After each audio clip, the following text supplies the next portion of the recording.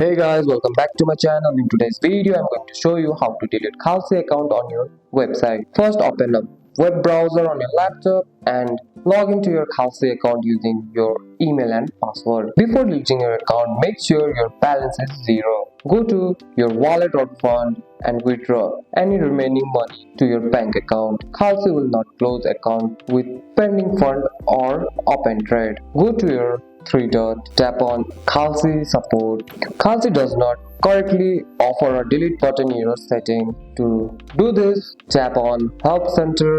You can submit a request or email Kalshi support. Ask them to close or delete your account. Include your account email in the message so they can find your account quickly. Kalshi support may reply to confirm your request. Once confirmed, they will close your account and notify you to by email. Account closure may be permanent and you may not be able to reopen the account later. And that's it. That's all for today's video, guys. If you found this video helpful, drop a like and subscribe for more videos. Thanks for watching. See you in the next one.